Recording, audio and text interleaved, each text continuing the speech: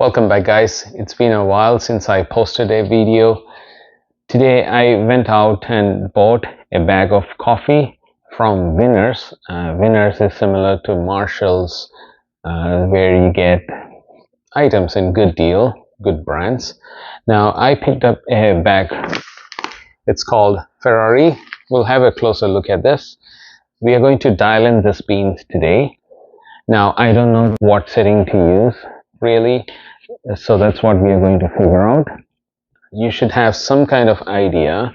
Now my machine would take roughly around grind size 3 or 4. That's what I think to dial in properly. Now every bean is different, as you know, so you need to dial in and see and get that sweet spot and get that accurate taste. Now, as you know, usually I roast my own beans, so this is very rare that I go get some coffee from a store. Now this is Ethiopian. It seems to be a nice flavor. Ethiopian and Peru. It's a combination of two sources. Now the strength is 5 out of 5, which means it's really extra strong dark roast coffee, and the flavor is nutty, dark chocolate flavor, and obviously it's whole beans for espresso. And that's the website. If you look at the other side,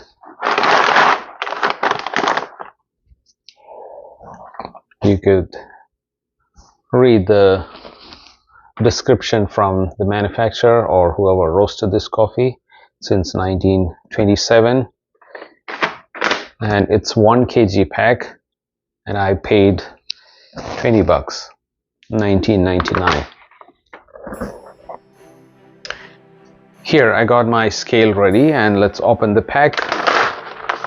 Okay, obviously this is dark roast, and you could see the shiny oil, the coffee oil that is on the surface of the beans. That means it has gone through second crack while roasting, so they should have that dark chocolate flavor.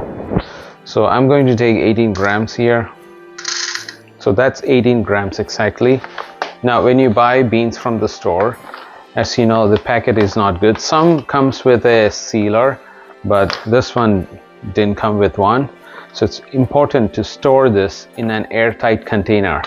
So I would first take out all the air out of the bag and then tightly fold it and seal it, or put a band and then put the whole thing in an airtight container.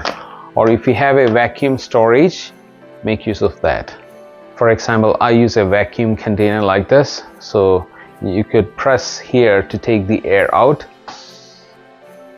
the sound that you heard, and then you could open the container, and then you could store the beans inside and then pump. This is the mini pump where you can pump the air out. Maybe do it like 10 to 20 times. If it's empty, yeah, you go 20, maybe 22 times, and then you could feel the resistance, and as soon as you feel the resistance, that means the air is out, and then you can tighten it and set the date that you sealed it, and then you can store the container. Now this will ensure that your beans are always fresh. As you can see, my grind size is at 2. You could go with 2 or 3, maybe 4. Let me start at 4. This should be a right number, or else it must be 3. So in goes the beans. So 18 grams in, and let's begin.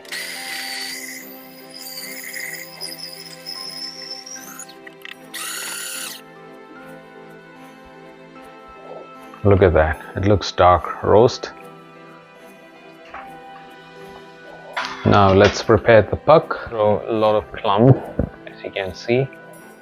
You need to break that in order to reduce channeling. The good tool to use it is a WDT tool. If you don't have it, you can buy one, or you could even make one. I'll be posting soon a video on that, how to make a homemade WDT tool.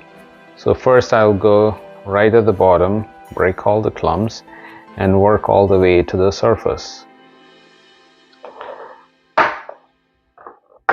Now before I put it, I'm going to warm up my basket portafilter. Obviously I'm going to use the non-pressurized, and usually I use the puck screen, so I'll put that as well so that everything is warmed up.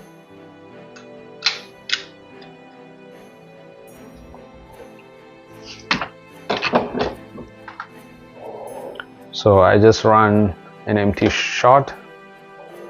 This will ensure everything is warmed up properly.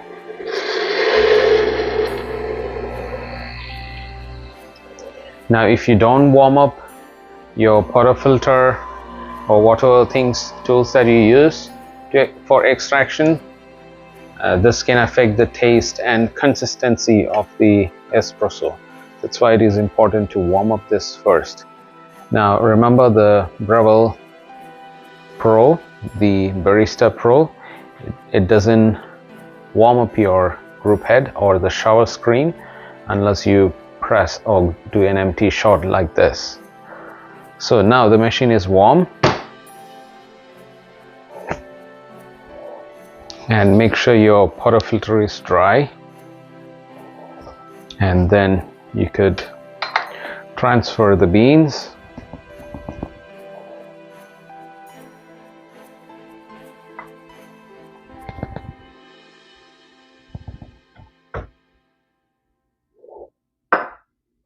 So now you could use the same tool in order to break all the big clumps from the surface here. You can gently tap so that the grinds get settled.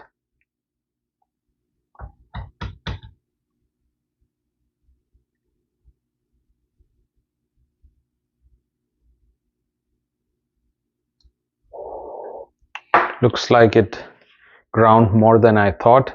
Next time I will take maybe less, 17.5 or 17.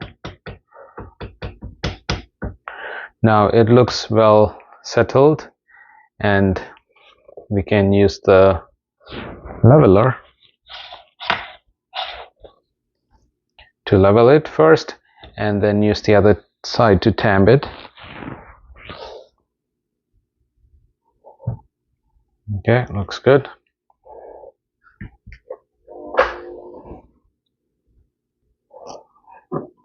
Now I always like to use the puck screen, so let me put that first. Okay.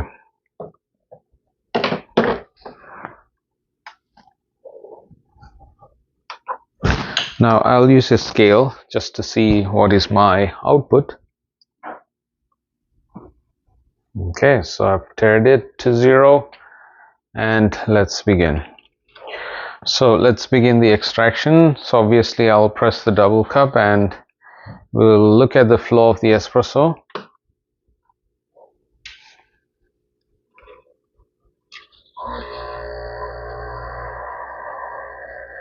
I'm suspecting that it may choke. We'll see. Oh no, looks fine. And the flow of the espresso is decent. Honey-like pour, a lot of crema.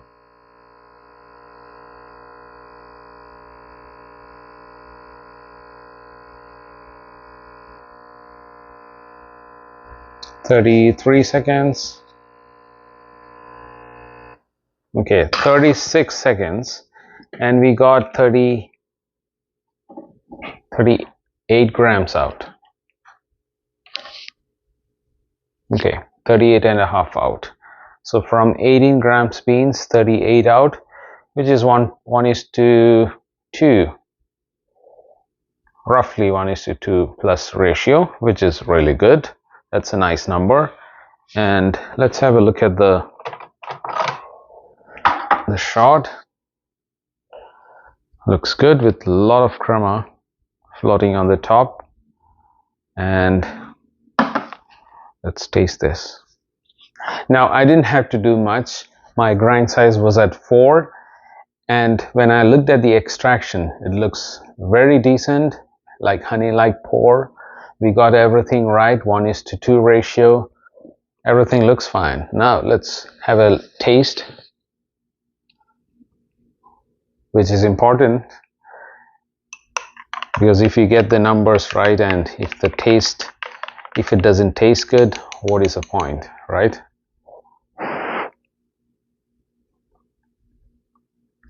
It's really good. The first thing I get is the dark chocolate flavor, nutty, and I get a little bit bitter taste too, which is okay because I'm drinking espresso. This is dark and strong, so it's supposed to have that flavor. I should be expecting that.